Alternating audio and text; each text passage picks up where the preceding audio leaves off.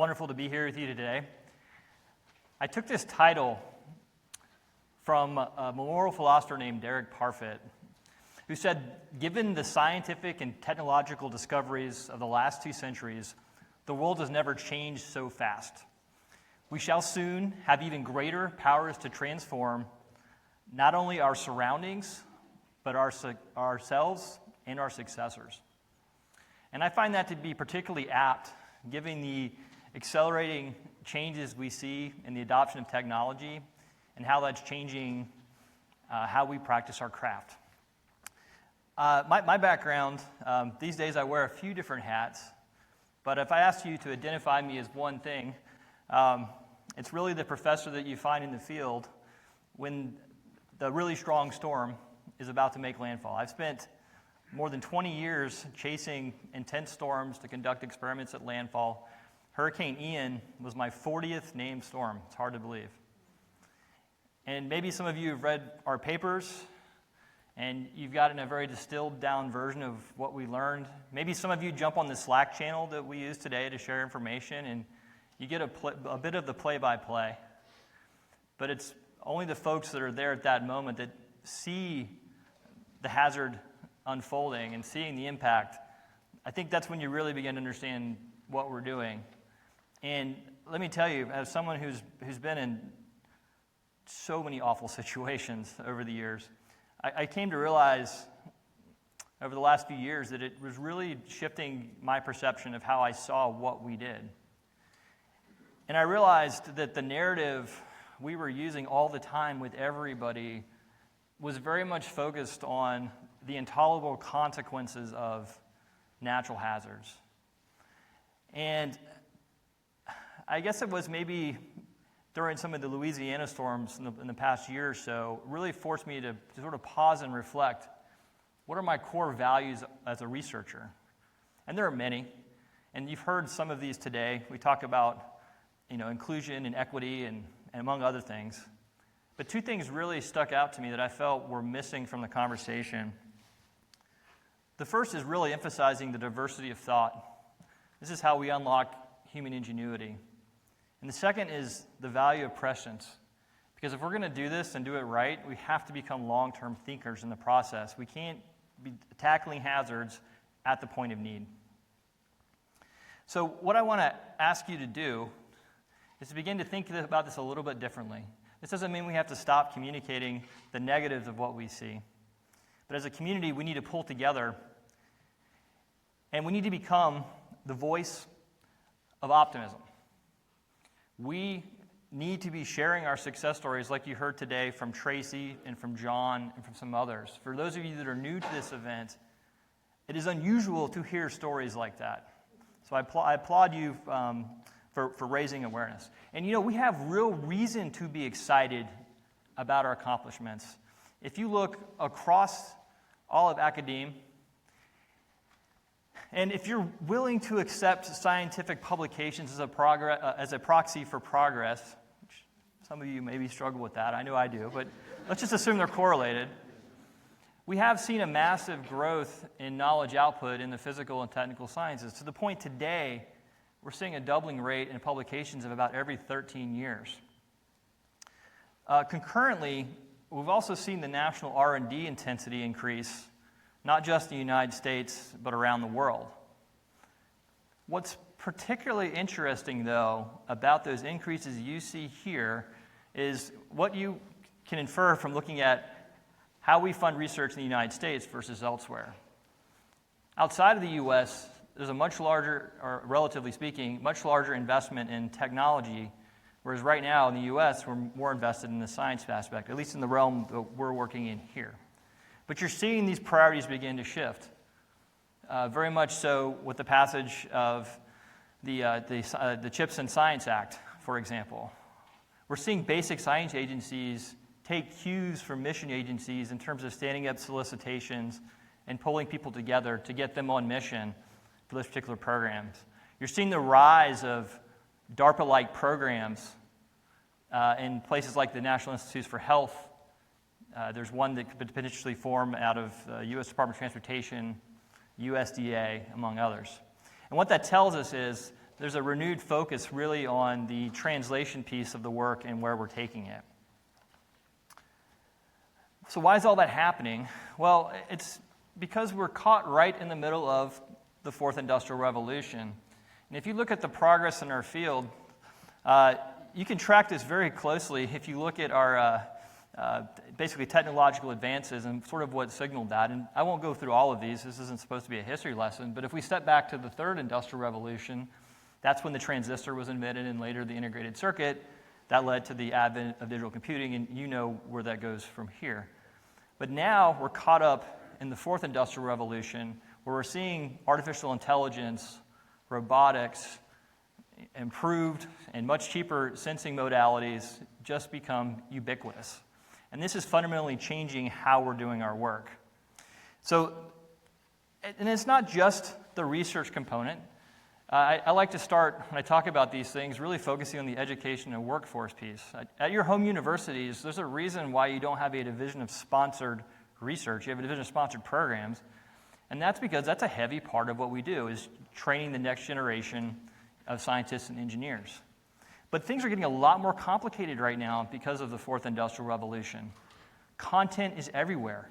We don't own it anymore.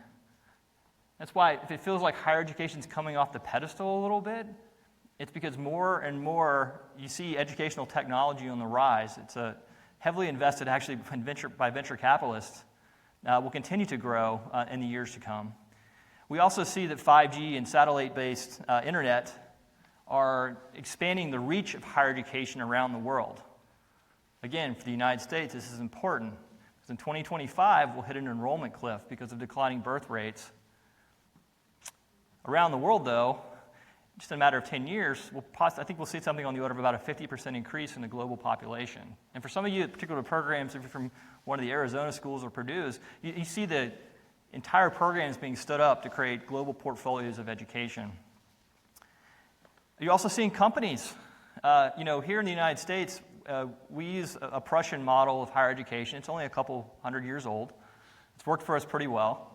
But a long time before that, we had a guild model. Well, we're kind of seeing that again, aren't we? We're seeing companies now create programs to train their people. And the consequences are significant for what we do. And that's forcing us to sort of reevaluate the modalities we're going to use to educate students. And this is where the technology comes in, because the technology is moving at such a fast pace. So in many ways, we're facing our own Juncker dilemma, the former president of the European Commission. We all know what to do. We just don't know how to get reaccredited, in our case, after we've done it, to make those changes. So this is forcing us to look at technology and how we use it. And many examples I could kind of go through this and talk to you about. Talk about the micro-credentialing that's happening. We talk about the influence of blockchain. But I'll pick one that's maybe more relevant and spans into the research side. Paying close attention to how we actually communicate with each other in a classroom, could be the workplace, even could be in a lab. But you look at quickly how mixed reality is taking over in environments. You've probably seen this at your home university. Probably everybody at this point has some type of AR lab or you're using it. Well, that technology is just beginning, in a sense. It's actually not that far down the road before we can start seeing autostereoscopic technologies, holography, these types of systems, where we could actually be in an environment and we wouldn't need to see glasses. The technology is definitely on the way. Listen, Star Wars isn't going to happen tomorrow, but certainly in the short term, you're going to see these technologies come together. You combine that with the digital twins, which are being built left and right, and suddenly you have a whole new way for different disciplines to come together and work together to solve problems. The fourth industrial revolution's impact on research is significant in many ways. You can see a couple of videos up there of our laboratory where this is Brian Phillips' robot. We're using robots now to make models in the lab. That wouldn't have happened 5 years ago. But at the larger context, what we're seeing widespread across the technical disciplines is a fundamental change in research design and execution. So in the past, we lived very much in this realm, a design, build, test sort of mentality, right?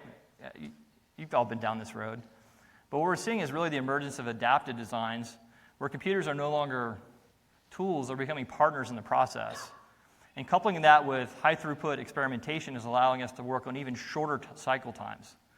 You can only imagine today what today this looks like. Imagine what it'll look like in 20 or 30 years. For many of you, they're just getting started. By the end of your career, what's that actually going to look like? We love the word democratization today, I see. But it's it's an important word for sure, because this is kind of happening on multiple fronts, right? So we have a greater sharing of data, we have a greater sharing of facilities, and this is just creating accessibility and lowering barriers for people to use this data. But all this is happening so fast, and it's sort of forcing us to reassess what are our core competencies, or what do they need to be. I mean, eventually it's conceivable. I mean, if you look at the fields that we work in, you need to understand engineering colleges, most of them are something on the order of 100 years old. The engineering director at NSF, I think, is only 42 years old, right? But in the last century or so, there's been a massive speciation of fields. So there are many, many, many disciplines. But now you can see where AI is going to come in and pull that together, which kind of raises the question, what does the future civil engineer look like? Are we going to need to be a polymath that can work with all these different AI-based agents to do what we do today? We also need to be cognizant, for that same reason, of this increased homogenization of fields, and that's what's really going on today. You heard Lori talk about working with engineers. What's that going to look like in 100 years, 150 years?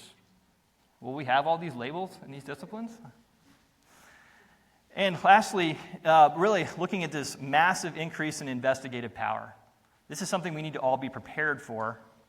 For those of you like me that started doing experiments back in the aughts, compared to today, it's a night and day difference in terms of the throughput and how quickly you can produce information. And so again, this is changing really how we work and who we are. So this is being fueled by universities creating entire programs around artificial intelligence, for example, like at the University of Florida. We're literally programming artificial intelligence in all of our lower and upper division courses, irrespective of what field you're in, to help people develop competencies in it. I'm sure your universities are doing something similar. We're also seeing not just artificial intelligence, but as I mentioned, it's the combination of that and automation is really driving research. And maybe you're not seeing it here right now, but rest assured it's happening very fast. We've heard several people talk about particularly materials discovery. I just have two examples here. One has to do with synthetic biology, another has, I think, they're looking for perovskites. But the idea is to get away from human trial and error and actually pull in the algorithms to make decisions about creating new materials and then automating the testing piece to arrive at answers that would have been impossible to do in times past. So how's that affecting us in the hazards community? Well, for example, in our wind tunnel at the University of Florida, we spent a lot of time developing automated methods to speed up the workflow in our facility. For example, our terraformer facility, which we can adjust over 1,100 different roughness elements at the same time to dial up any type of terrain condition, marine, suburban, etc., enabling high throughput testing. And what's that meant for us is it's goodbye trial and error. Within 90 seconds, we can commission an experiment, whereas it might have taken a week or even longer, given the size of the facility, just years ago. And what that has done is now opened up time for us to take on more complex experiments. We're now developing mechatronic models. This is a project, I always need to tip my hat to Brian Phillips, who's out here somewhere, and Pedro Fernandez as well, who are heavily involved in these projects. But developing models that actually, we can adjust them in real time so that we can simulate, you basically use the wind tunnel to perform fluid structure interaction, and then we can optimize that system, basically running multi-objective optimization techniques. Again, this is not something we would have tried 5 years ago.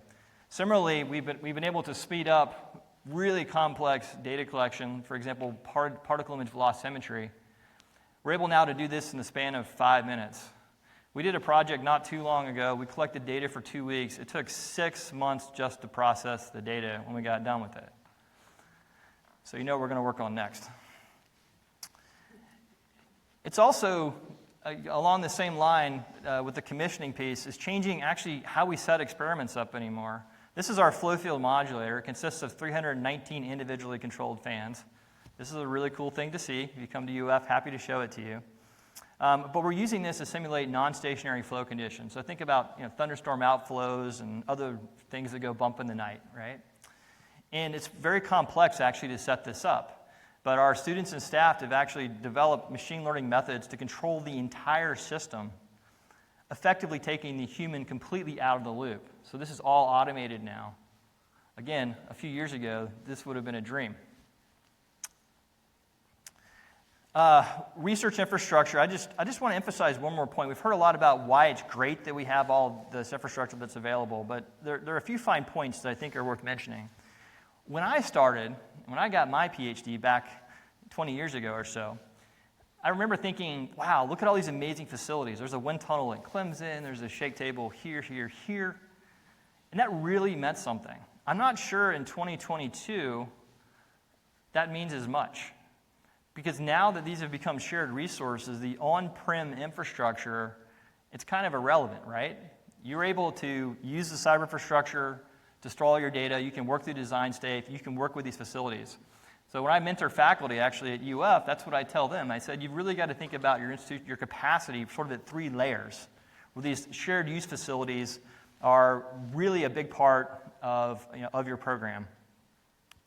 And this is, I think, culminated very well. You see with this new mid-scale research infrastructure program, this is a project with 9 different universities involved from different disciplines, all working together to produce a facility. So we're getting input from wind engineers, coastal engineers, social scientists, among others, to design this type of facility. This is, I think, the new norm. Why these facilities are really critical, I haven't really seen this spelled out today. It's sort of understanding how programs are funded in the United States. So if you look at ABET accredited programs, there are roughly 300 civil engineering or civil environmental programs in the country. There's about 3,500 faculty, roughly 23,000 degrees are conferred by these programs every year. What's interesting, though, is if you look at the combined research expenditures of these programs, the federal expenditures, roughly $1.4 billion. But it turns out about 20% of these programs expend 70% of the funding. So remember what I said before about you seeing this inversion from science to technology? There's really a strong need for the rest to rise up and to contribute in creating innovations ecosystems outside of just the AAUR1s and the other big programs. And that's where these expanding geographies of innovations come in are so important. Many of you are probably participating on engines proposals or EDA projects or other things. You're seeing more and more of that. And I think NHERI is a critical tool to actually make that happen. And as I think was mentioned earlier too, this is also a critical piece for finding STEM talent. Because if we just stay and work with ourselves, this problem is going to be a lot harder. So there's a call to action to all of us. We have to do a better job of being engaged in these programs, especially if you're like a big university like ours. So winding down here, just to talk a little about the shape of the future. I know we have a lot going on right now. Ian is working on a science plan. I think Jared's working on an award for a visioning project that's happening as well. What I would offer is, when you begin this process, try not to just think about what we need to do now or in 3 years. Take the time to really think long range. This is called a voroscope. A physicist and futurist named Joseph Forrest came up with this. But it's basically a planning exercise where you can look 5, 10, 15, 20 years in the future, and you can identify different future scenarios that you're ultimately trying to achieve. And this can be very critical because you can sit down and begin to map out the things that might happen. I just made some arbitrary examples here. I won't go through all of them. But maybe it's conceivable that in 15 years, we believe AI becomes trustworthy, right? Or that by 20 years, we're actually virtually using all these national facilities. We see less and less on-prem infrastructure. But this can be a great way to actually map some of this out. And you can also figure out at different stages when the next plan is going to happen, what are those decision points? How are we going to change what we're doing to get to the desired or the preferred outcome? I'll ask you to do 2 things while you're thinking about that. One is, I hear a lot about, isn't it great we're working across hazards? It's a very limited view, I think, of what we do. We need to think about this in a couple of other ways. First being, thinking about the future of humanity, because it all ends with that. right? So I've got a little slide here that shows the Natural Hazard Center. Lori, you track these very well. Most of us probably know many of these, but there's several hundred natural hazard centers. There's far fewer centers actually study existential threats and global catastrophic events. And these are very important. So where do we fit into that process is the question. And there are clear ties. We start to see stratospheric geoengineering happen. It could be potentially problematic for people studying coastal hazards or wind hazards, for example. That's just the start. But again, we define our own province. We define our own taxonomy. It's something that we should really put under the microscope and understand how we fit in across this spectrum of hazards. The other thing I want to ask you to do is to really stretch your thinking. Go beyond just the textbook. If you'd asked me a while ago what my view of the world was, I would have said every science fiction book that I read between the time I was a kid till now, everything I read in that's going to happen in the next 100 years. Well, it turns out that's actually kind of true. Literature actually does a wonderful, hard science fiction does a wonderful job of predicting the future. So particularly for the students that are here in the room, I know we tell you to go read the journals and the conference proceedings, but please do try to think a little bit more broadly, and whether that's hard science fiction or reading in the humanities or the arts or the health sciences or the life sciences, find your way to that information, you'll find inspiration. So with that, there's some good examples of that. So with that, I want to say thank you. I hope that this will give you something to think about, helping us figure out how we're going to create enduring impact as a field. I hope we will think about the importance of fostering long-term thinking and diversity of thought. And I'm so proud to be with you. It gives me so much hope to see a group like this tackling the problems that we face. Thank you.